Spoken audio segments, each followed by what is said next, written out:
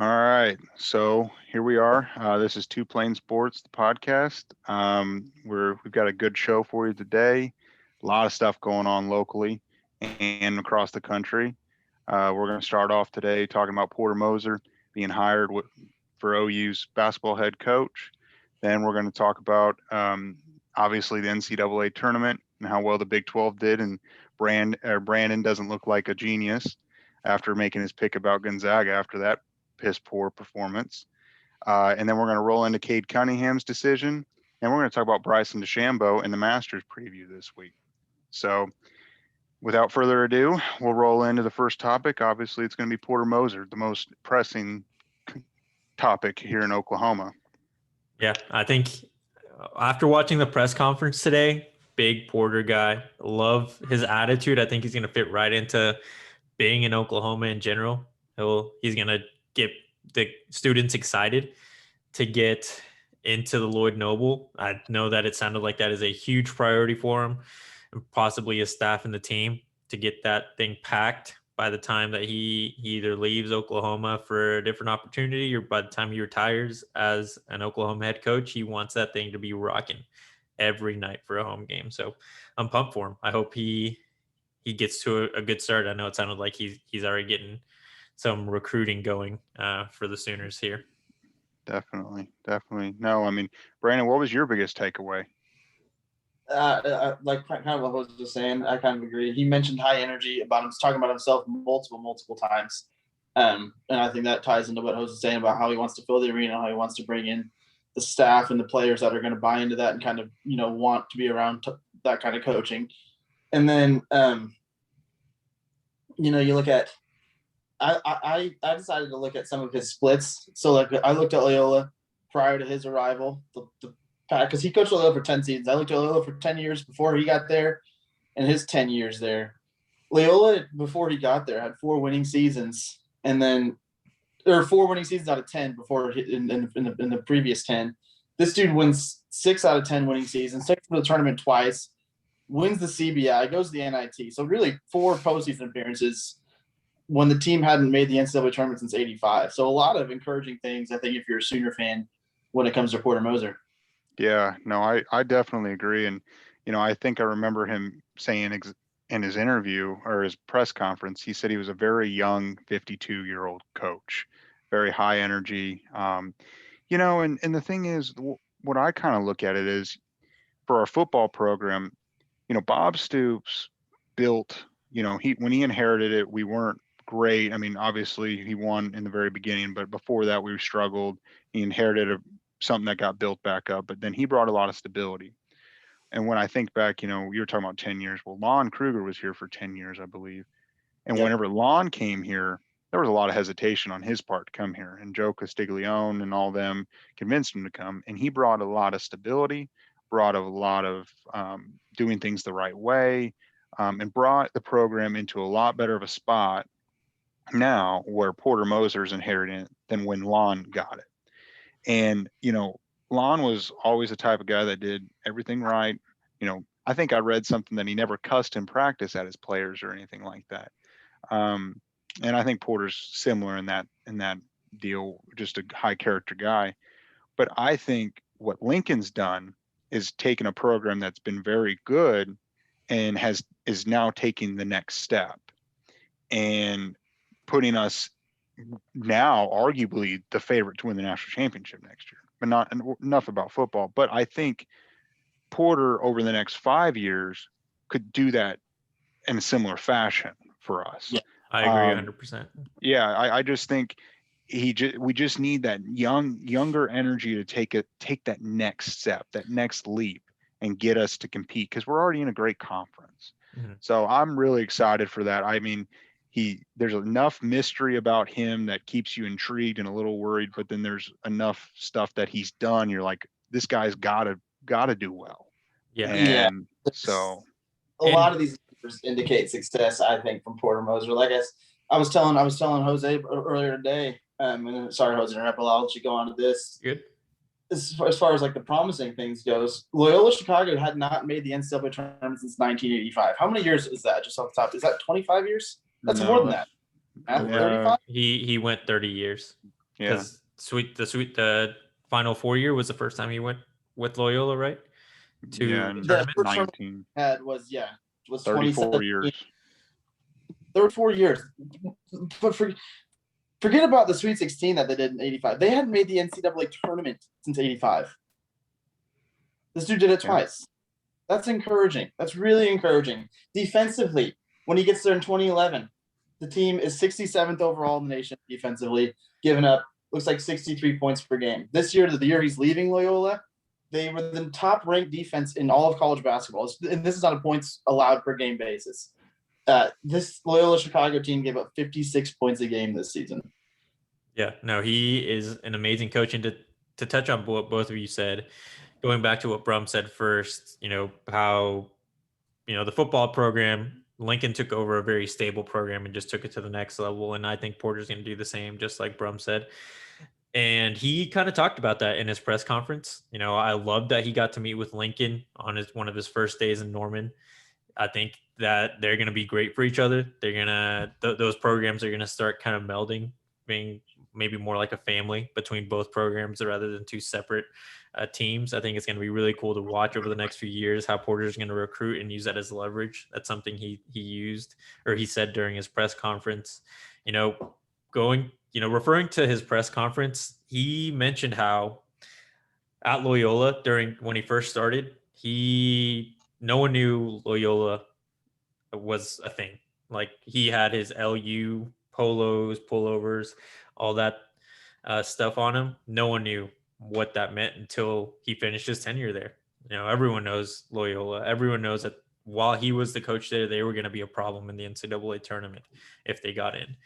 And now that he's at Oklahoma, he mentioned it. Like, everyone, when you see that OU, it's the Sooners. And with the basketball program where Jordan sponsored, it's going to be a big help for him to be recruiting all those, 17, 18-year-olds and the transfer portal guys that want to be with a big time program and a great culture. And then with what Brandon said, he also said with the defenses that he had at Loyola, I mean, those kids were really good at playing basketball, but imagine the talent that he could possibly recruit to a big name brand like Oklahoma. It's going to be fun to watch the Big 12 as long as Baylor can still be big, when Kansas comes back to what everyone expects them to be on an annual basis. We're going to continue to be the best conference. State, I mean, look what they did here. They're not going anywhere. Porter Moser, the thing is, he's stepping into a conference that's obviously tough as hell. And he's inheriting some pretty big shoes with Lon going to the tournament 7 times. But he also mentioned that at his press conference multiple times. If you don't know who Porter Moser is, you're going to know soon. Which, in my opinion, that's like it's a confident way of just saying, like, I'm there. I can hang with these guys. You're going to find out soon. What do you think, bro? You're going to get a lot of Porter. Yeah, no, I mean, like I said, there's enough success that, you're like, wow, I really think this can translate. But then on the same token, certain things might not translate. And I think he's the type of guy, at least in the beginning, he's not going to get us a bunch of 5 stars. I mean, at the very beginning, at least, he'll get us 3s and 4s, solid players that are probably overachieve and will do a lot better than what the rating says. And ratings are not everything. And the occasional you get your 5-star in the state of Oklahoma, he'll probably scoop them up. I mean, now with Oklahoma State being more involved, very well could have a harder time competing now. Like Chris Beard. Yeah, so I mean, it might be harder. We might struggle to keep our or homegrown talent coming to us, but he'll kid us our 4s and 3 stars. And we'll be extremely competitive, and he might take advantage more of the transfer portal. And once he builds like a culture and what he wants it to be, we very well could become a powerhouse basketball school. It's tough to tell. I just think he's just going to get guys that are going to buy in, work hard, want a degree, just hardworking guys. Yeah. Selling the OU education as well as OU basketball. But Brum, I think you brought up a good point that I kind of want to segue into another Porter Moser question for you guys is, you look at this current team and the way it stands out. Reeves is gone, David Harmon is gone, Brady Manick's in the portal, Victor Iwakor's in the portal. Do you think, because he mentioned again at his presser today that he was talking to some of our guys who are in the transfer portal. Do you think he's trying to retain some of these guys that are in the portal? Do you think he's going to, look at the portal elsewhere to try to build guys that fit more of his culture like you were talking about? Because you also mentioned that multiple times. Mm-hmm. And what you got is a realistic time frame. And I don't want to say competing for titles, but to where this team is like, we're competitive. We're a tournament team. We're a team that can potentially make a run. In my opinion, I think it's probably 4 or so years down the road. Maybe not 4, but 3 or 4 years. Yeah. No, I mean, I think Brady Manick is gone. And if I were Brady, I would want to transfer to a program. I have 1 year left. I'd want to go somewhere that is a piece away from winning, where I could start and maybe, we can make a run in the tournament. This where we're at now is a little, I know he says, I'm not going to call this a rebuild, but with how much talent is leaving, it's tough to convince Brady in your last year, hey, we're going to compete for the Big 12 title, and then we're going to go compete in the NCAA tournament. I think Brady's gone. Iwakor, I think he would like to keep him. I mean, he's young. I think he was a freshman or sophomore. I don't know off the top of my head. That's the guy that I like a lot too, is Iwakor. Yeah, and I know Trey Phipps is gone, but Phipps didn't really contribute a whole lot, and he's already at ORU. But I do think that he's going to look straight to the transfer portal to fill our forward need, with Brady being gone or for a guard. The transfer portal helped us out this year, this run with Lon. So there's no reason why we can't do the same, or Porter can't do the same this year. Jose, what are you thinking? No, I think it's very similar to you. I think that with those guys that we have in the transfer portal, I think he reached out to them. He wanted to see why, what the hesitation was to want to stay. And he's not going to try to sell him hard on coming back. I think his approach to this job is going to be, I'm going to build my culture. Lon did a great job to create some sort of stability, and he wants to continue that. And like we said earlier, he wants to elevate it to the next level. So if Brady Manick and Iwakor aren't going to be part of that plan, he's not going to, worry too much about it. He's going to move on. He's going to go to the, other guys in the transfer portal. And you know what? I'm going to go ahead and take a stand here for Porter. I'm going to start being his recruiter. Bronny, Mikey Williams, and that big-ass white kid that I can't remember his name, come to Oklahoma. Join the Norman family. Yeah. That's not happening. That's not happening. You want to win chips? Come to Norman. We're winners. Yeah. It would be quite the turn of events. We can only hope. But as far as title, let's just talk about winning the Big 12 conference. Yeah, if we're going to compare this to somewhat to Lincoln Riley, Lincoln has been here now. He's going into his 5th season. As the head coach? Am I correct? That is correct. Yeah, I know he's done 4. We're at the point now where if we're not the favorite, we're the second favorite to win the national championship. I think basketball, you can become more competitive quicker. It's fewer kids. I think we could compete if everything goes right in about 3 years to maybe win the Big 12 title. And it might not be for 4 or 5 years, probably closer to 5 before we could probably compete for a national championship, if I'm being somewhat realistic. Yeah. And that's agree with you, because he mentioned today at his press conference that he wants guys, both players and coaching on his coaching staff, that he said that want to be professionals, want to move on. So as far as players, he wants guys that they're NBA guys. They think they're NBA guys. He's like, yes, I like that. But he said, your work ethic got to match that, and you got to put the time in to do that.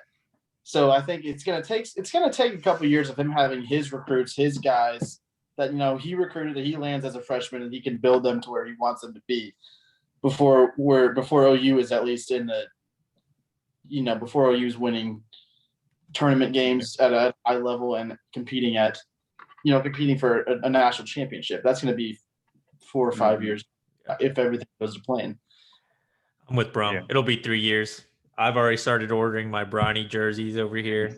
Yeah. Bronny is a sophomore. 3 years sounds about right to me. Yeah, no, we can only hope. But I mean, speaking of that, I mean, we can roll into, we could talk a little bit about his coaching staff. We already know, or there's been reports about, well, these are reports, but it's likely that it's going to be KT Turner and Emmanuel Dildy.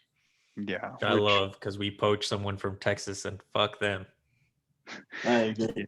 Yeah. So, I mean, you look at KT Turner's background. I mean, the guy he's never been at the head level, obviously, but Texas last year, they took their ass off in the tournament, but that was a very good Texas basketball team. And he was assistant on that staff. He was an assistant on SMU staff that made the tournament twice. Twice won the American Athletic Conference.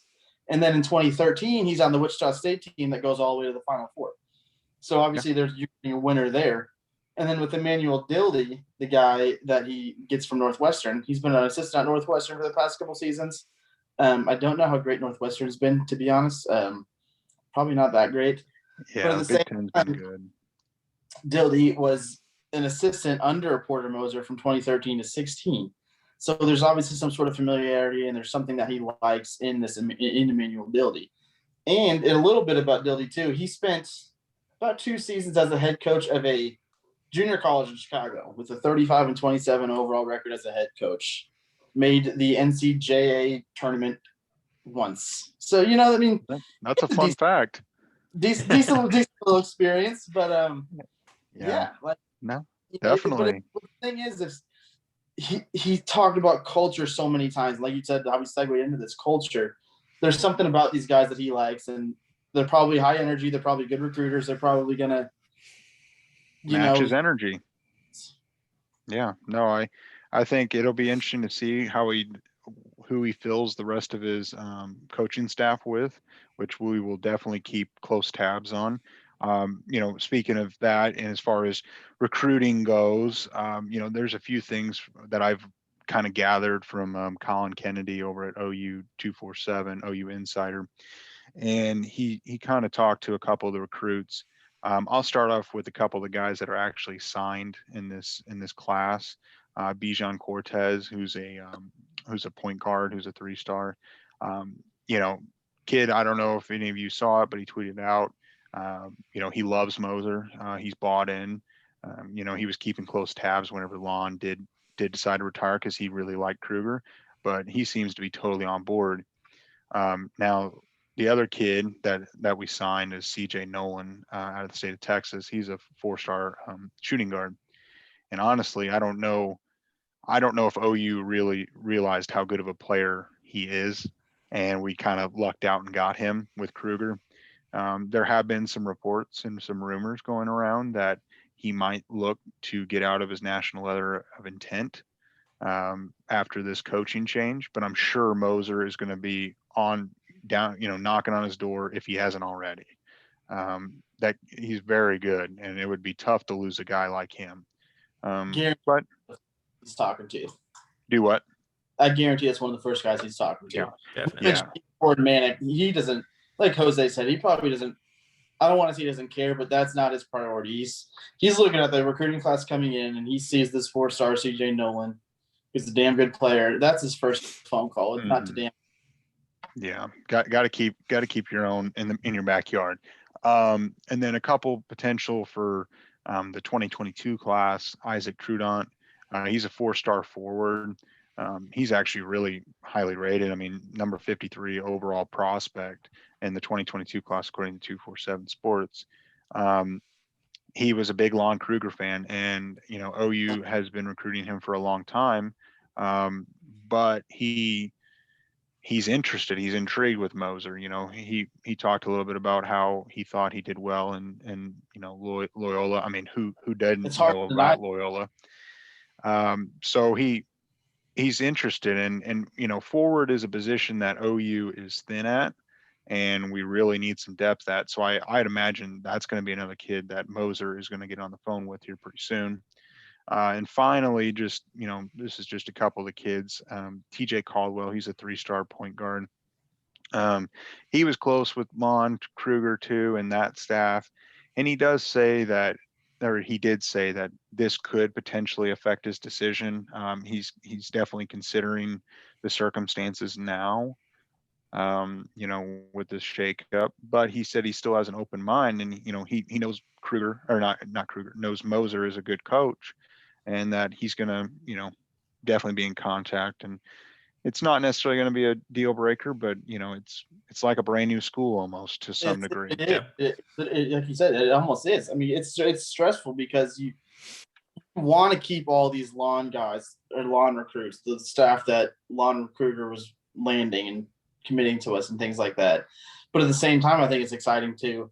If Porter Moser can keep, let's say, half of it, or the better ones, if he can keep CJ Nolan, if he can keep, some of those other highly recruited guys, and we lose a couple 3-stars, whatever. But if he can keep even half of Lon's guys and gel them with half of his guys, it'll be exciting to see. Yeah. And to give my last thought on Coach Moser, I think that the biggest thing and something I'm really excited about with him being from Chicago, he's been in Chicago pretty much all his life. He's going to bring that Chicago basketball to Oklahoma, and it's going to be really fun to watch. I mean, was that not the defensive end kind of that we talked defensive about? thing, and like it's the mentality too. Dwayne Wade coming out of Chicago, he, coming into the NBA, he wasn't like he was highly recruited, but I mean there were people that didn't. He ended up Marquette. Yeah, but they're not going into college, but like going into the NBA. Like people thought he was going to be good, but no one thought he was going to be what he ended up being, because people know Chicago is like this gritty style of basketball, never back down kind of thing. But he wasn't a great shooter, and he developed that in the NBA.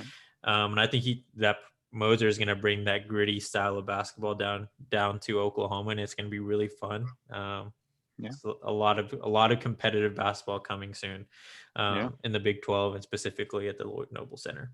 But to move on, kind of stick to the Big 12, stick to basketball. Let's touch a little bit on the national championship game. Obviously, Brum and I are pretty good at seeing what's happening around the world in basketball. We picked Baylor, the champs, the Big 12. Our friend Brandon here thought the Zags were going to take it home. Clearly, he was wrong. But that was definitely not the kind of game I was expecting. So, I mean, I want to hear what you guys thought about it. Yeah, no, like you said, I agree. Not only was I wrong, I was way off. But like you said, I don't think anybody saw that coming. I don't think anybody picked Baylor to win that game in the manner in which they did. Really, start to finish, it wasn't that close. Baylor kind of routed them, and I don't think anybody saw that coming. No, I mean, from the very get-go, I think the opening minutes, it was 11-1 before Gonzaga knew it. Gonzaga looked like a team that was almost sleepwalking, and they escaped UCLA. I mean, they escaped. They escaped UCLA. And they, I will say that game ended up being a lot closer than I thought it was going to be, UCLA and Gonzaga. And then it looked like they escaped, and then they looked tired. I don't know if they hadn't really been challenged all year. I mean, a little bit here and there. They were playing in the WCC a little, and they were trailing BYU in their tournament, their conference tournament here and there, but nothing like what UCLA gave them. I mean, UCLA gave them everything they could handle. And if Suggs wouldn't have hit that three, I kind of think UCLA would have beat them. Oh yeah, overtime would have been done. I agree with the Brums about UCLA. If Jalen Suggs doesn't hit that freaking miraculous half court. But if you watch that shot, as soon as it leaves his hands, he starts running to the scorer's table. Like he had zero doubt that was going in. So his body language says the whole thing. So I don't want to say it was luck, because as soon as he left his hand, the guy knew it was in. So that's not necessarily luck. He went full Steph Curry on that. He knew it was going in from the. He knew. Yeah, he knew it was bought. So there's no doubt about it. But when we talk about Gonzaga, and I bought in this year, obviously I picked them to win the whole thing. But now looking back and having a little bit of time to reflect and watch them get their ass kicked by Baylor, you kind of wonder if they're almost like a Notre Dame of college basketball. A team that's always going to be really good, really highly ranked, really highly, great record, but they play nobody. Yeah. Yeah, I don't think it's unfair to have that thought, but at the end of the day, they still made the dance. They got all the way to the end. They got their asses whooped, but it's not like we said. It's not like we thought that Well, was Notre going Dame to be does that the kind same of game. thing. That Notre Dame makes the tournament, get their asses kicked. Yeah, but Notre Dame doesn't it's not the same. It's like Notre Dame getting to the championship game. They get to the Final Four sometimes. They made it to the Final Four 3 times now. Yeah. And I know it's starting the Final Four to make the playoff, but they're still a Final Four team. And they get their asses kicked. Yeah. I mean, another thing is when you play in a tough conference like the Big 12 or the Big 10 or whatever for basketball, you learn how to play close games. Yep. And there's an art to it. I mean, there's some teams that when you just play a cupcake schedule most of the year and you don't get punched in a game and you might lose one, a lot of times it's tough to go undefeated in any sport and win the championship. Just for shits and gigs, what do you guys think Gonzaga's record be if they played in like a Big 12 or they played in SEC? I think, let's say they're not undefeated. I promise you that right now. No, they're not undefeated. But if they were in the Big 12, just because we believe that is the best conference in college basketball right now, I think they'd probably be competing with Oklahoma State. They'd definitely be towards the top of the conference, but they would not have beaten Baylor. Oklahoma State, I was going to say Oklahoma State didn't win the conference. I mean, I think they would probably have about 4 losses to their 3 or 4 losses to their record. Yeah. I mean, it's around that ballpark. I shoot a little higher, 5 or 6. I think there's no doubt in my mind. I think Oklahoma can steal a game for them at Lloyd Noble. I think Oklahoma State has every capability to beat them. Baylor, obviously, they whooped their ass. Texas won the Big 12. Texas won the Big 12 tournament. That's how competitive that conference was. Texas won the Big 12 tournament.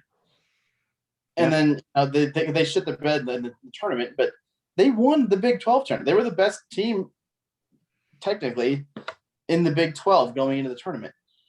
And then Gonzaga is not undefeated. They probably lose 5 or 6 times, maybe 7 times. Yeah. I mean, regardless of exactly how many it is, I mean, we all agree. I mean, I will say they did play Kansas this year. Gonzaga did beat Kansas. They played a close game with Kansas. They beat them, but you're right. So, I mean, it's tough to say, and they might have caught Gonzaga on their one, an off night. And we've if they play 10 times, it might be 5-5, 6-4, one way or another.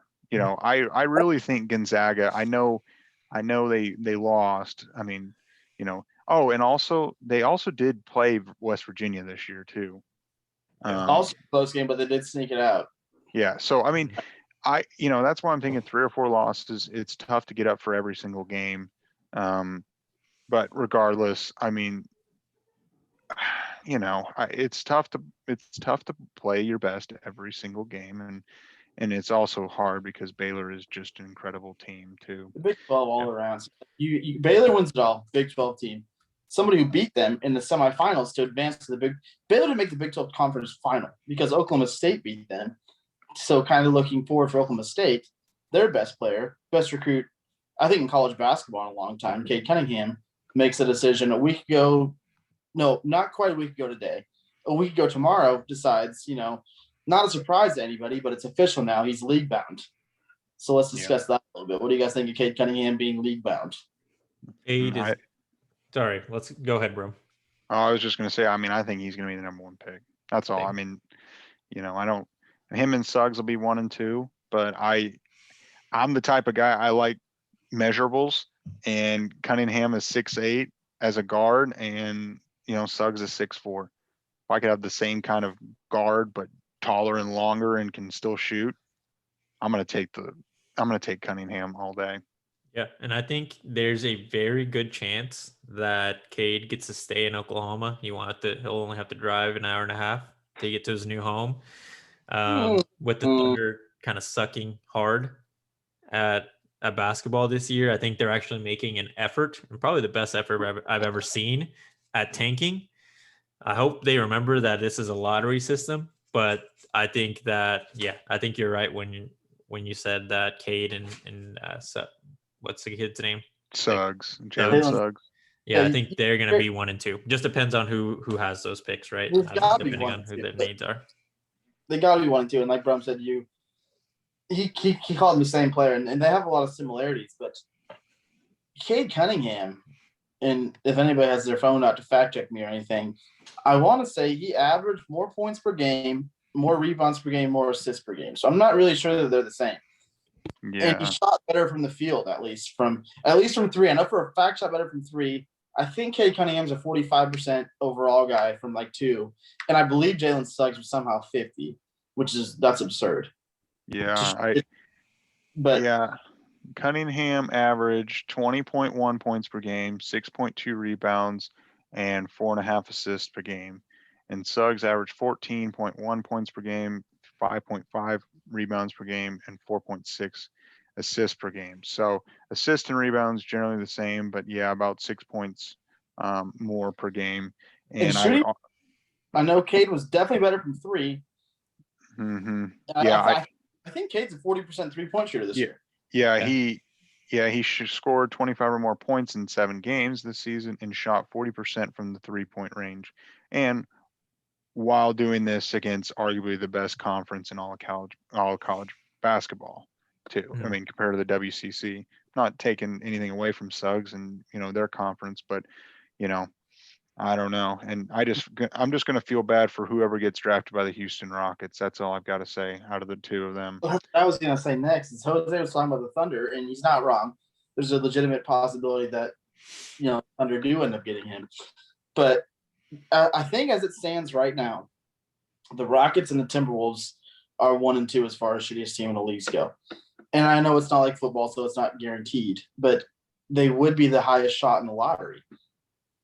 Well, now remember, since the NBA is trying to discourage tanking, I believe it's the first 4 picks, the top 4 picks, each have the same odds to get the number 1 pick, percentage-wise. Yeah, it's something like that. Yeah, it's either 3 or 4 the 3 or 4 worst teams. I mean, I know the Pistons will be in there. I mean, they're just rough. Cavs, because the Cavaliers can't do anything as a franchise without LeBron, and you've got the Magic that went on, they had a fire sale. So we'll see. If I were a player, I wouldn't want to be going to the Rockets. It's almost like Zach Wilson getting drafted to the New York Jets. You just don't want to go, but the contract's there and the money's there, and you just kind of have to. Yeah. I'd rather go 3 than 2. If the Rockets are sitting at 2, I'd rather go 2 if the Rockets are sitting at 1. So, I mean, they're a long ways away from being relevant. So those guys they should fake an injury to make sure they don't get picked by those teams, because it's just not a good situation. They're going to put so much pressure on you to be the star. They're going to have media attention nationally, locally. There's going to be the expectations that for most players, it's just not going to happen. You have to find that special guy that's going to be able to meet expectations. How many games did the Rockets lose in a row before they finally got one? It was like 20 plus. I want to say it was around 21, it was 22. 20 plus games in a row that they had lost. And they scraped their win. It wasn't like they blew out the other team. It was. Suppose if you're losing 20 games in a row, you're not going to blow anybody out. And if you do, there's something wrong with the other team. But I mean, great buy. I mean, speaking of true winners in a draft, I mean, just quick, Trevor Lawrence getting to go to Jacksonville is so much better than New York, but that's typical Jets. Yeah. So anyway, that's enough to talk about that. I mean, Cunningham, I expect him to go 1, and for his sake, I hope it's not the Rockets. And that probably gives Oklahoma State a little bit of recruiting edge. We had Trae Young go in the top 5 or whatever it was when he got drafted. That definitely helps for recruiting. And Mike Boynton. I think we can move on to our final topic. This weekend starting tomorrow, the Masters.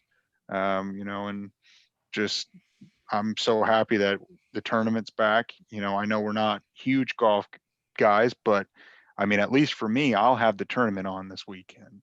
Oh, yeah. I mean, I'll watch it, but I mean, how are you guys not devastated that Tiger Woods isn't playing it? It's unfortunate, but yeah, because I mean, I remember as a kid growing up, I mean, that was the constant solid of just his dominance. I'd turn on any golf tournament, you see Tiger wearing red on Sundays competing for the championship. And I don't know, it's terrible. And I did see the report come out that I guess the speed limit where he crashed was 45 miles an hour, but Dude, he was going 85. 85, 90. Yeah, he was cooking. Man, it's just a split second decision that costs almost his life. And now I would imagine his golf career is done. I mean, Yeah, I can't imagine he teased it up again. yeah, no, yeah, definitely not. no. So I mean, this weekend, I mean, I don't know if you guys watched last weekend's tournament. I know Spieth won for the first time since 2017. I don't know what has been wrong with him. Everyone talks about him, that he's like the next great golfer. Well, back then, 2017, 2016. I don't know. He might have finally gotten over the hump. Maybe he's playing his best game at the right time, coming into one of the biggest tournaments in the PGA. I guess we'll see. I mean, Dustin Johnson and Justin Thomas, John Rahm. I mean, those will be your top guys. I'm sure Rory might be around for a little bit. Yeah. Well, the thing with Spieth and golf in general, you just have to have your swagger. And I'm sure there's like more things with like how they practice all their practice rounds throughout the week, but you got to be confident with your course. And if there's just an ounce of hesitation taking a shot, it's going to go downhill for those guys. But what I'm curious about, and we'll hit, Bryson DeChambeau here in a second, how he hits those fucking piss missiles off the box. But they're ridiculous. DJ, I think it's going to be interesting this year. Last year with the pandemic, the Masters got moved to November. So it hasn't been that long since these guys got to play this course. And obviously, like, everyone got to play. But at the end of the day, there was a winner, and DJ he won last year's Masters, and it's only been 5 months since he was on the course. I'm sure it's not that long. He might still remember some things that he did last time that he won. So I will be interested to see if there's a little bit of advantage there for him to. I mean, yeah, he will, but time, like you said, everybody played the same course 5 months ago. So even the guys who finished second or third, or were in the runnings, they remember from 5 months ago. Holy shit! On 11, I fucked up and sliced it, or I did this. I should probably take this approach this time, and then we'll see what happens. Like, everybody played the same course. I'm not sure that him winning it 5 months ago is going to provide him an advantage, but we'll see. We'll see. Yeah. I mean, it's one of the greatest traditions. I mean, we've had an awesome run of sports in the last month, 5 weeks, 6 weeks. I mean, with March Madness, I mean, it's just jam packed, and we've got baseball starting now. And I've been watching all the Red Sox games that have happened in the last week. But I mean, finally we can talk about Bryson DeChambeau. I mean, that guy, he was I don't even know what to say. I don't know how his back is not. It's a piss missile, like Jose said.